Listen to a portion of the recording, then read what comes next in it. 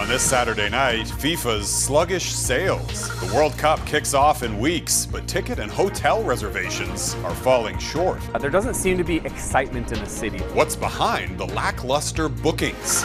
Crisis at a California chemical plant. Letting this thing just fail and blow up is unacceptable to us. Tens of thousands flee their homes with a toxic tank at risk of erupting. Breaking news, President Trump announces a breakthrough in peace talks to end the war in Iran and reopen the Strait of Hormuz. Plus, a lesson in digital literacy. It becomes overwhelming, especially if they have very little prior knowledge. The new program teaching kids to debunk disinformation. Global National. Reporting tonight, Jeff Semple.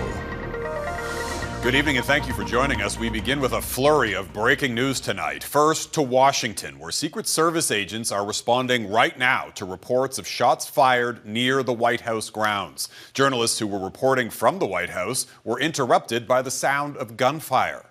Close, only for the two sides to remain far apart. This ABC News reporter and her team took cover. She posted on social media that she heard dozens of gunshots. Her team and others were then told to shelter inside the press briefing room. Unconfirmed U.S. media reports say 2 people were shot and wounded in an encounter with Secret Service, who responded to a report of a suspect firing a weapon. D.C.'s police department has only confirmed that it's responding to an incident just steps from the White House and the Oval Office. The president was inside the White House at the time. We will bring you any new information on this as soon as we can.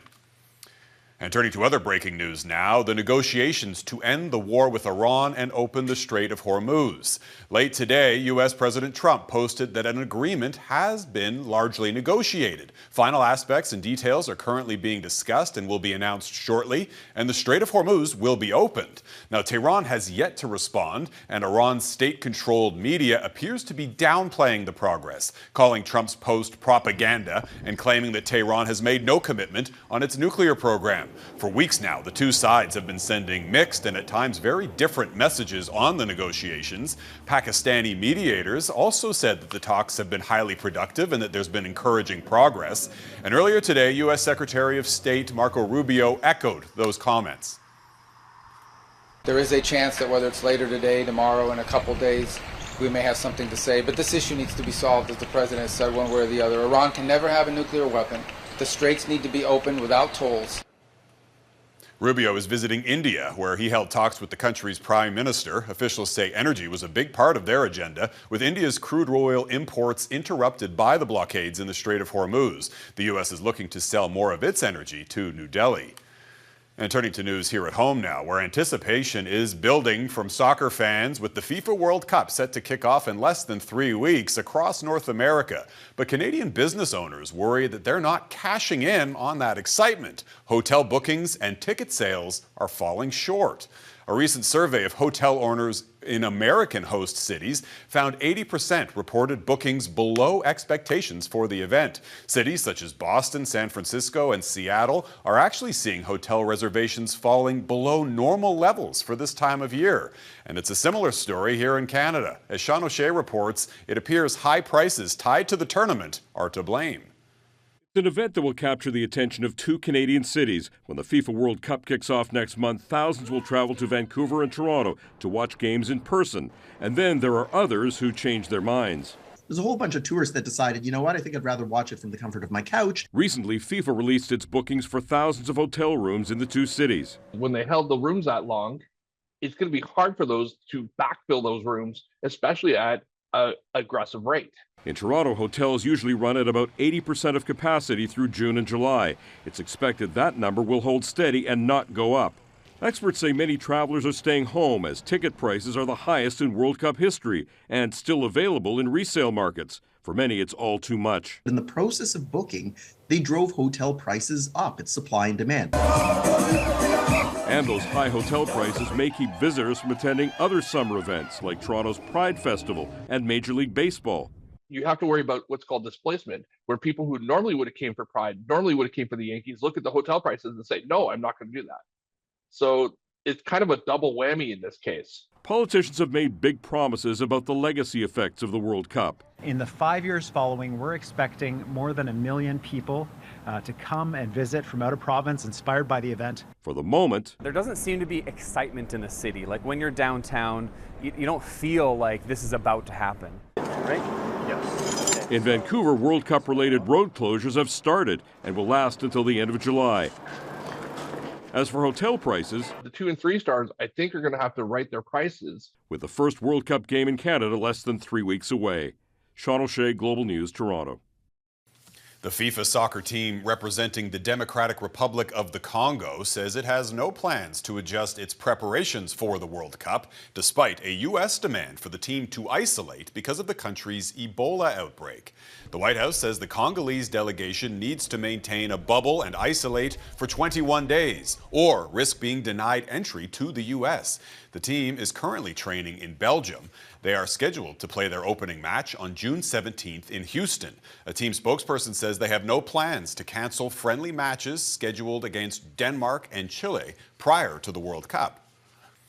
And Uganda has just confirmed 3 new Ebola cases, bringing their total number of confirmed infections in that country to 5. The outbreak is centered in the neighboring DRC, where 750 suspected cases and more than 170 deaths have been recorded so far. The World Health Organization warns the true numbers are likely much higher and expected to rise. This untreatable strain of Ebola carries a fatality rate of around 40%. Crews in California are scrambling tonight to contain a toxic chemical plant that's at risk of exploding. The governor has now declared a state of emergency, and more than 40,000 residents have been ordered to evacuate their homes in Orange County. A tank inside an aerospace plastic factory overheated and was first reported on Thursday. Officials fear it could rupture at any moment, potentially sending toxic vapors into the air, triggering a massive chemical spill or even an explosion. Our Candace Cole reports. I'm real worried. Yeah. It's been chaos. Nobody can really give us any details. Tens of thousands of people have been forced to flee their homes due to the risk of a massive chemical leak or explosion at the GKN aerospace plant in Garden Grove, California, about 50 kilometers south of Los Angeles.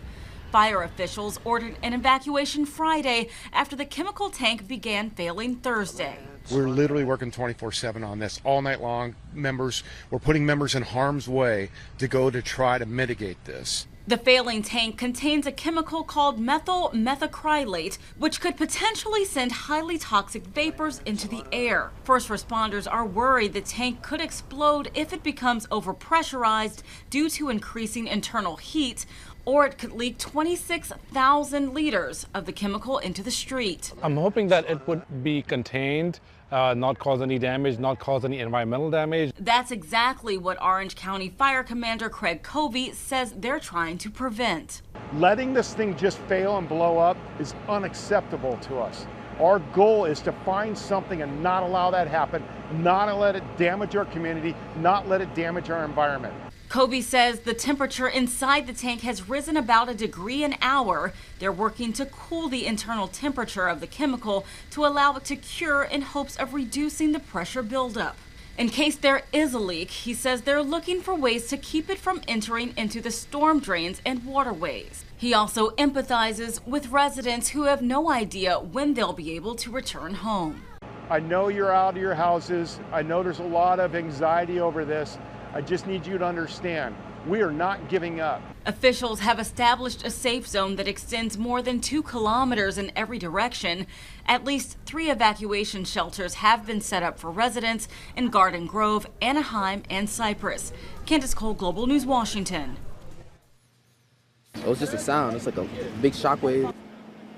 1 person is dead and dozens more were injured after a fiery explosion at a New York City shipyard. The incident started with a fire on Friday afternoon in Staten Island, with reports that workers were trapped. About an hour later, an explosion was heard as crews were fighting the flames. At least 30 first responders and firefighters were hurt. The cause of that fire is now under investigation. The Kremlin says a Ukrainian drone strike hit a college dormitory in a Russian-controlled area of Ukraine. Russia claims the strike hit the Luhansk region of eastern Ukraine, killing at least 18 people. The Ukrainian military is fighting to recapture that region. Kyiv denies the accusation, saying it targeted a military facility. Russian President Vladimir Putin condemned the attack and vowed retaliation. In northern China, at least 90 people are dead following a gas explosion at a coal mine, marking the country's worst mining disaster in nearly 20 years. According to state media, the blast happened Friday evening with nearly 250 workers on site. More than 120 people were sent to hospital, many of them exposed to poisonous gas. At least 9 others remain unaccounted for as search and rescue efforts continue. The cause of that blast is being investigated, but authorities have reportedly detained the mine's management team. A naval submarine from South Korea is in BC this weekend as the country tries to secure a procurement deal with the federal government. The submarine arrived at a Canadian Forces base near Victoria today. It will be taking part in anti-submarine warfare exercises with the Royal Canadian Navy over the next 10 days. The vessel is in the same class that South Korea is pitching to Canada, which is looking to replace its aging fleet of Victoria-class submarines. Canada and the Republic of Korea have an important shared history, right from the Korean War. But we also share an important future. And our navies are going to work together to ensure freedom, stability, and prosperity in the Pacific. South Korea is competing with Germany for the multi-billion-dollar contract to supply Canada with 12 new subs. The federal government is expected to award that contract by 2028 at the latest. Canada's Indigenous Services Minister is standing by the Métis National Council amid its dispute with other Métis organizations. Mandy Gull-Masty says she won't give in to calls to defund the group, at least for now. For more on what's driving this dispute, we're joined by Melissa Ridgen in Winnipeg. Melissa. Jeff, Manitoba Métis Federation President David Chartrand is one of the former leaders who the council tried to sue for misusing funds. He's asked Ottawa to cut off their cash flow after a judge threw out the case last fall, saying the defendants acted honestly and in the best interests of the Métis and the National Council. And this month ordered the group to pay the defendants $12 million in legal costs on top of the millions they spent on their own. The Métis National Council in its heyday was the national voice of the Métis, but in recent years, Manitoba, BC and Saskatchewan all left, leaving only Ontario and Alberta. Chartrand says it no longer speaks for Métis, but Indigenous Services Minister Mandy Gull-Masty says the Métis themselves need to decide the fate of the National Council, not the federal government. I really want to support everybody who's coming to ISK for programs and services. This aspect of, discussions that they have amongst one another is really within their own political domain. Most of the Métis National Council's $20 million budget is from Ottawa. Despite only having support in Alberta and Ontario, they still say that they represent Métis across Canada. Jeff. Melissa Ridgen in Winnipeg. Thanks, Melissa. A Forever Canadian rally was held in Edmonton this afternoon. The grassroots movement promotes national unity after Premier Daniel Smith announced plans to hold a fall referendum on the issue of Alberta independence. There we go. Team Canada. Team Canada. This is wonderful. Oh my God, energized. I feel so good about this. I'm so thrilled. And I was actually inside a little while earlier and someone got the crowd to start singing "Oh Canada," and it was such an incredible moment. I get so frustrated by these people that are trying to tear us apart. And we are better than that. And I think this is a prime example of this. The group's national unity petition amassed more than 400,000 signatures late last year. The cost of hosting the king coming up. Government documents reveal how much Canadians paid for last year's throne speech. Plus, prepare to launch the high-stakes trial run for SpaceX's most powerful rocket.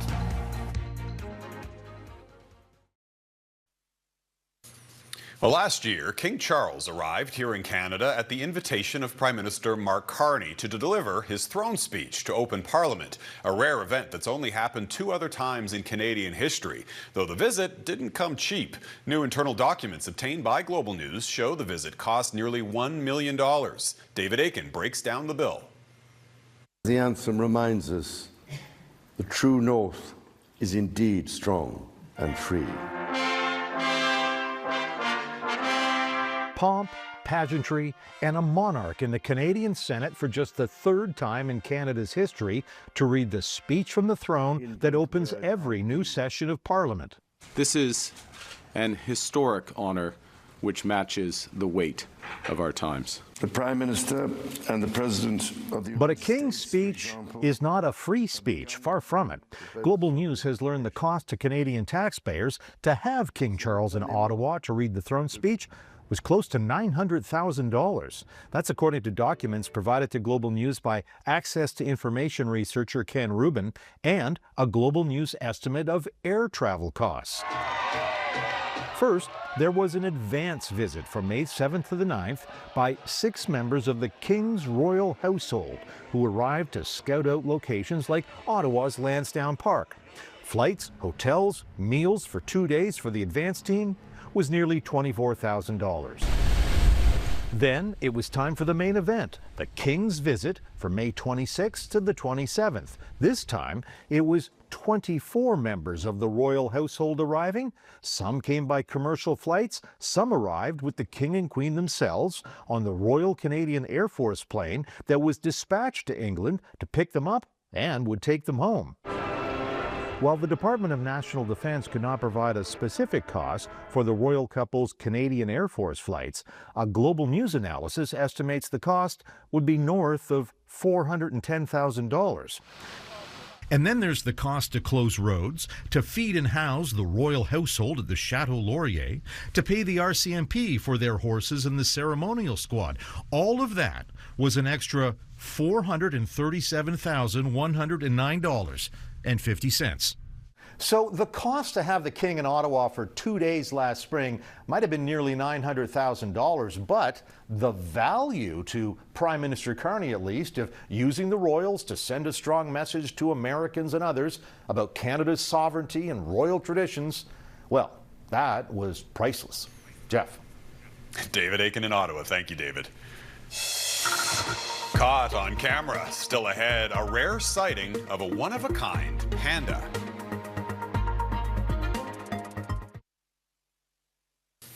SpaceX just held a high-stakes trial run for the company's largest and most powerful rocket. Ignition. The uncrewed test flight of the Starship V3 took off from Texas, carrying satellites to scan the spacecraft's heat shield and transmit data back to its operators. It later achieved a controlled splashdown in the Indian Ocean before erupting in a spectacular explosion. Nonetheless, the test was viewed as largely successful. China has just unveiled the astronauts for its latest space mission, and for the first time, one of them is from Hong Kong. Lai Ka-ying is a former Hong Kong police inspector. Their spacecraft is expected to launch to China's space station on Sunday, with one of the astronauts scheduled to stay for a full year. China is studying long-duration spaceflight ahead of a planned moon landing in the next few years. And in southwest China, take a look at this, a rare sighting of the world's only known white giant panda. It was captured on wildlife cameras. The rare albino panda appears healthy and strong. It was first spotted in 2019 and has been seen previously interacting normally with other wild pandas. Up next, human foosballs. Ahead of the World Cup, hundreds braved the rain in Toronto to set a new and peculiar world record.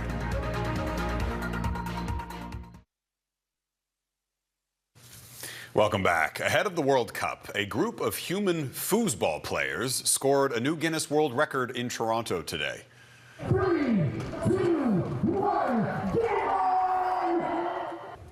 254 people braved rainy conditions to take part in the largest game of human foosball in a custom-built life-size arena. Players had to hold on to the bar in front of them while trying to score on their opponents.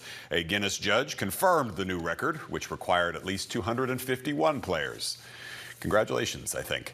With the rise of artificial intelligence and misinformation, separating fact from fiction can be difficult even for adults, and for children, it's even tougher. To help, researchers at McGill University have created a new digital literacy program. And as Felicia Perillo reports, it's teaching kids how to debunk disinformation. From books in the classroom to information online, researchers say learning how to think critically about what we read is becoming increasingly important for students. I'd say I spend around maybe 10 minutes a day on my computer for classwork. Searching up things for my presentations. That's why researchers at McGill University created a digital literacy program aimed at helping elementary students evaluate sources, question information, and recognize misinformation. Students as young as 9 years of age search for information on the internet on a daily basis, and it's a skill that they need to develop right from the beginning. 200 Quebec students in grades 4 through 6 took part in the program. Researchers say the lessons became more challenging over time, encouraging students to think more critically about the information they come across online. For students, it becomes overwhelming, especially if they have very little prior knowledge, to be able to identify what is accurate. So it's an important skill for them to develop. At Marie-Claire Academy on the West Island, students who weren't part of the study say figuring out what's true online can sometimes be difficult, especially with so much information and false content constantly being shared. If it's on YouTube, I usually go and see the channel. If it's verified, and I usually check how many followers it has. So like, if it has, I don't know, 10 followers, that means that it's probably fake. Researchers say students need skills to be able to decipher information, especially at a time when AI-generated content is becoming harder to identify. Kids our age need to know the dangers of being online and what happens when you see fake information and how to check if it's true and reliable. And as students spend more time of their lives on their devices, experts say teaching kids how to question what they see may become just as important as learning the information itself. Felicia Perillo, Global News, Montreal. And that is Global National for this Saturday. I'm Jeff Semple. tonight's Your Canada is Peterborough, Ontario. We love seeing your Canada, so please email it to globalnational@globalnews.ca. Thanks for watching. Hope to see you tomorrow. Have a great night.